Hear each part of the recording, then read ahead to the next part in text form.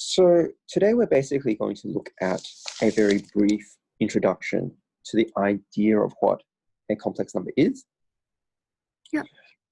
And it basically comes down to sort of, in some ways, the classification of a number. So let's start with sort of basic ideas. If I start from 1 and sort of count upwards, and I go say like 1, 2, 3, 4, 5, 6, 7, 8, 9, 10, and keep going, what sort of numbers are they? Natural number. Right. So these are sometimes called the natural numbers or the counting numbers. Yep. And basically they're positive whole numbers, right? Yep. Now, apart from positive whole numbers, what other number do we have? Like for irrational numbers and That's probably a bit far away for the moment. So right now we've got natural counting numbers. What's below 1? Is there anything below 1? 0. Right. So you also have 0 as well, which is not, is not a counting number. And what else do we have? Like the negative integers. Right. So we're going to have negative whole numbers. And that's obviously your -1, -2, and so on. Yep. Now, all of these things together make up what? For the whole number. Correct. These all make up the whole numbers. But are whole numbers everything? No. What else do we have? So they're just rational numbers and irrational numbers. Well, what's a rational number? Like it can be right in a fraction. So have we got fractions yet in our thing here? No. So you're right. We also have what are called sort of parts of a whole. So it's decimal numbers. So that would include things like decimals, which is like 0.7, for example, or fractions, which is like 7/10, or percentages. But basically, they're not whole numbers, right? And whole numbers, as you probably know, are also more formally called integers.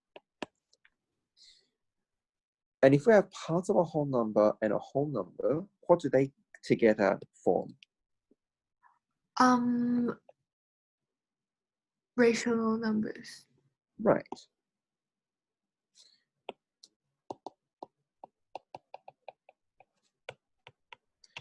And basically at this point in time, you can solve, equations like, any sort of linear equations, right? 3x plus 7, you can equal 0 and so on, right? Doesn't matter if, 7 is a multiple of 3 or not. You can now solve any of these sort of questions, right? Yeah. However, there are certain questions that we can't solve, such as some sort of x squared equals 3.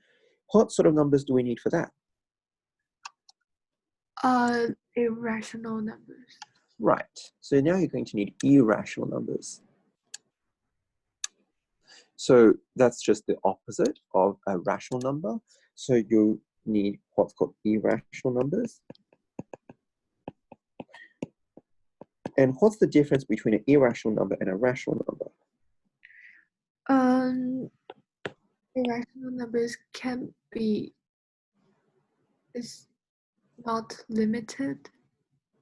What do you mean by limited? Like it's not accountable.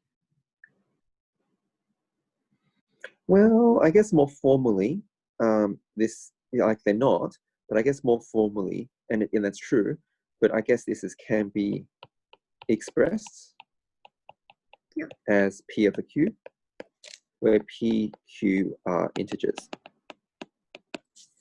And this cannot be expressed as P over Q. Yeah.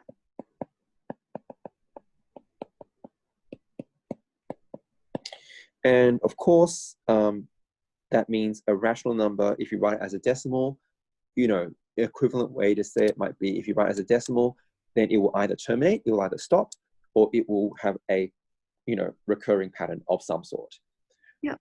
But an irrational number will be written as in decimal form, will go on in an infinite manner with no discernible recurring pattern.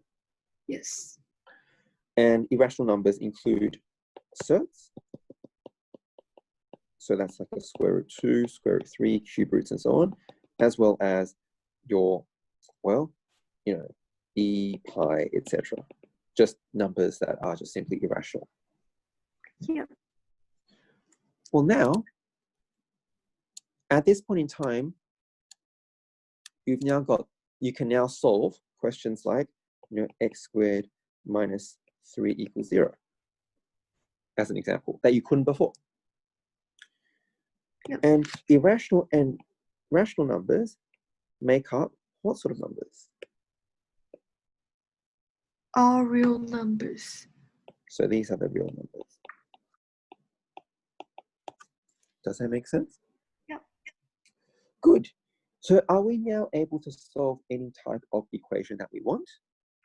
Yes. Actually, no. Because if I give you an equation, just hypothetically, right? Like let's do a really easy one. X squared equals -1. What's the answer to that? It's undefined. Right. So right now you probably say that there is no answer, right? No real solution. Yeah. Or undefined. Have you ever wondered why your teacher tells you to say no real solution? Maybe there's still actually a solution. Yeah. So under the real numbers, right? There is no solution. Yeah. Now, in fact, that's not the only thing that has no solution. So for example, a similar, slightly more complex one, but similar thing.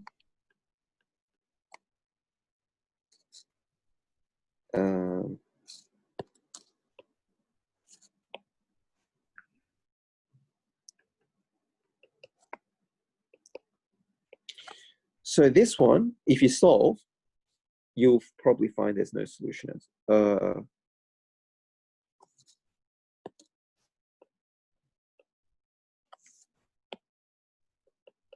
Let's just do that. You'll probably find there's no solution for this as well, because if you use the quadratic formula, you get -5 plus or minus the square root of b squared minus 4 times a times c. And you'll get -5 plus or minus -375, which, again, has no solution. Does that make sense? Yeah. But actually, there are solutions.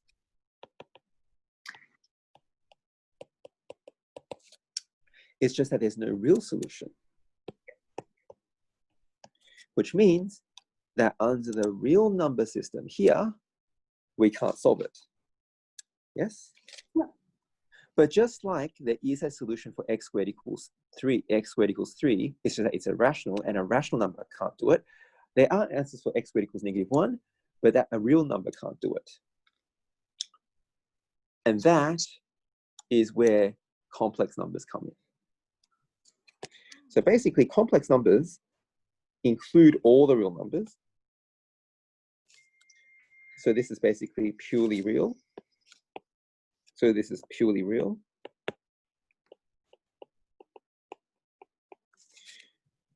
But you have a class of numbers called complex numbers, which includes the real numbers.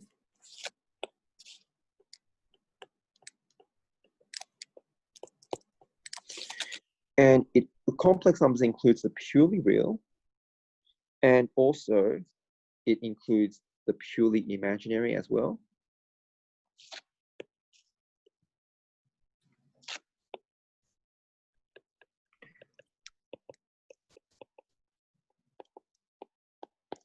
But most complex numbers will actually be a mixture of real and imaginary. Yes.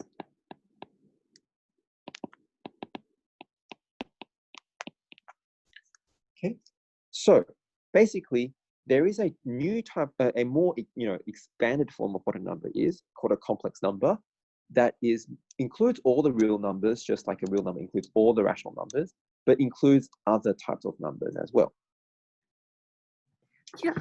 And the reason that they're useful is that they help us solve an answer to an actual equation that exists. An example are examples like this. In fact, here, x would simply equal the plus or minus the square root of -1, right? You agree with that, right? Yeah. Now, of course, you would say, yes, it is, except of course there's no square root of -1, right? Yeah. That would be true under the real number system. But what the complex number does is we define square root of -1 as equal to I. So you have this thing called I, which is defined to be the square root of -1, which then simply means at this point in time, for the left-hand equation, if x squared equals -1, then x would equal plus or minus I. Yeah. On the right-hand side, we could simplify.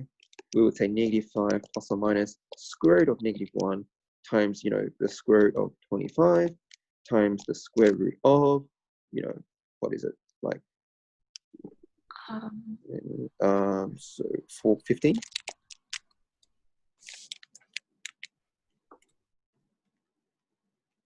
Right?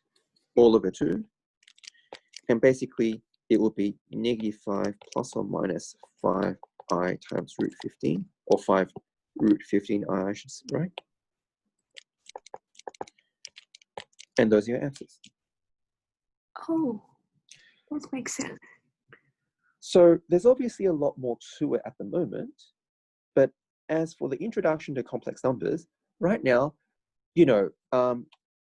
the term sort of imaginary numbers, I think sometimes people call complex numbers imaginary numbers, and that kind of confuses things. I think that's a bit unfortunate.